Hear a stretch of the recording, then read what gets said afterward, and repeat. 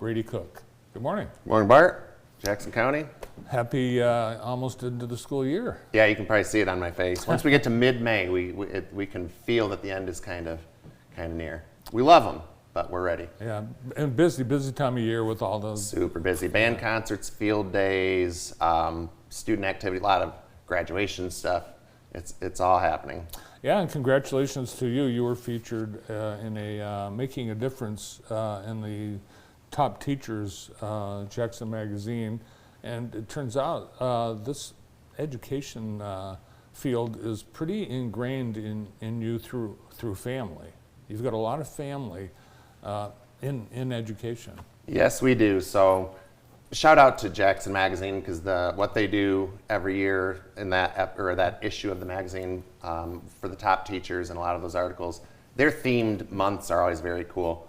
In that particular one, they reached out to me and were aware that I had some family in education. They actually asked who was a teacher that had a big impact on you, and I had some really good ones growing up. Mm-hmm. But truthfully, in my house, the direction we all went, that was kind of what inspired me. And in that little article, I mentioned that each of us are different. So mom and dad are both retired teachers and then principals. And then oldest brother Ryan is retiring this year as a teacher. Roger's a teacher and a coach. He's an older brother. And then my identical twin is principal at East Jackson. We're all different, but we all gravitated to it for the same reason. It's kind of in our blood. And I think we all kind of have different skills and things that we learn from each other. So it's amazing. So the whole family in education. Literally the whole family in education. And then my wife's a school counselor. Joel's wife is a teacher. Ryan's wife runs an early childhood education program. And Roger's wife is a nurse. So bless her heart. A lot of education going around in the family. So your parents, obviously a big impact, but what about your brothers? What kind of, influence did you get from your brothers and their various educational careers? Yep, it's interesting because Joel and I both, the twin and I, Joel started in human resources and came back to education. And I was a criminal justice major of all things and was looking forward to that field. And once I started getting involved with coaching football, before I was ever a teacher, that's when I made the transition, because I just loved that interaction with kids, being around schools, and it was on from then on. So when you say it's kind of ingrained, I think it really is, because all of us, one way or another, gravitated to that. Well, it's a great feature, a great way to learn more about Brady Cook. And how many years now as superintendent at Michigan Center? This is year number 8. Wow. Yeah, this is year number 8.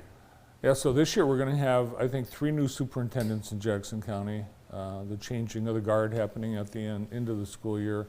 But we've got, in Jackson County, up until this last couple of years, we've had long-serving superintendents, which bucks the average. I think it's 2 to 3 years typically.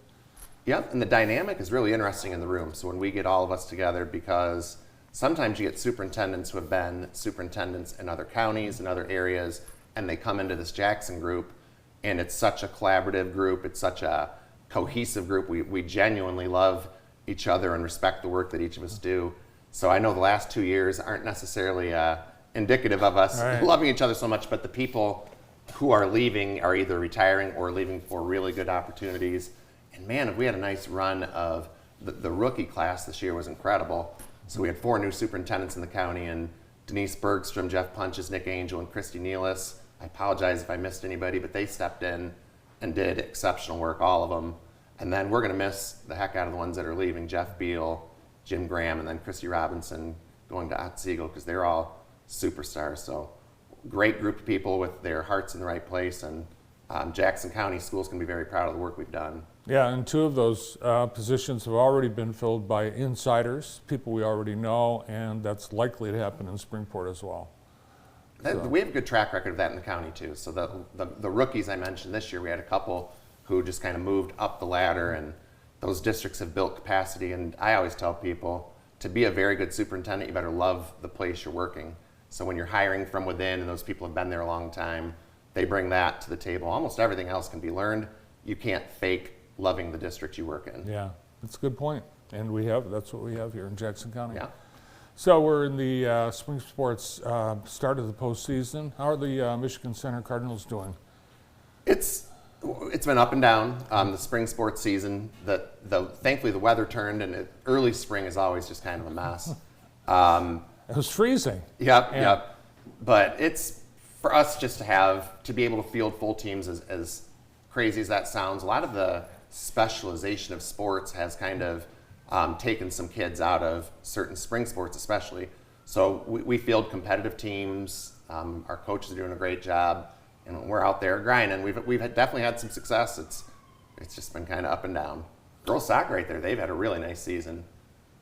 We have a Michigan Center Cardinal family here at JTV. Sarah Scaife's daughter is graduating from Michigan Center this month. And she's incredible, both as a human being, Sarah and her daughter, and Coach Ray Scaife, who does incredible work for us. But she's, man, talk about a really good soccer player. Cecilia's worth the price of admission.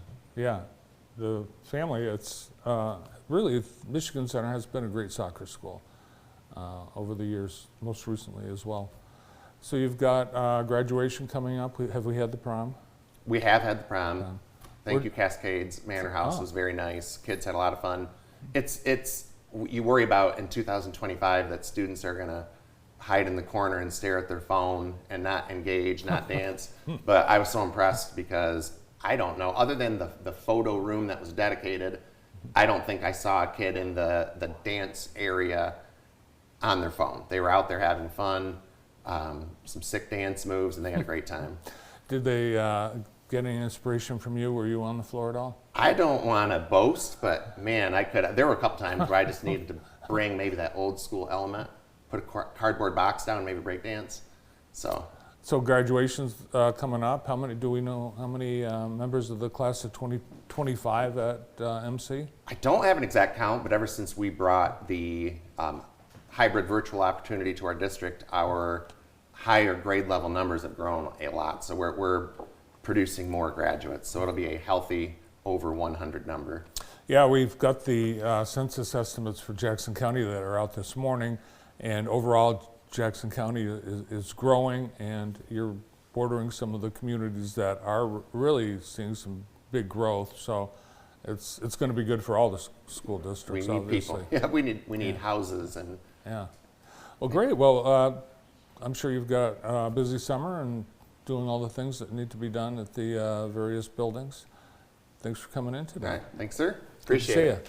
Take care. Superintendent at Michigan Central Schools, Brady Cook.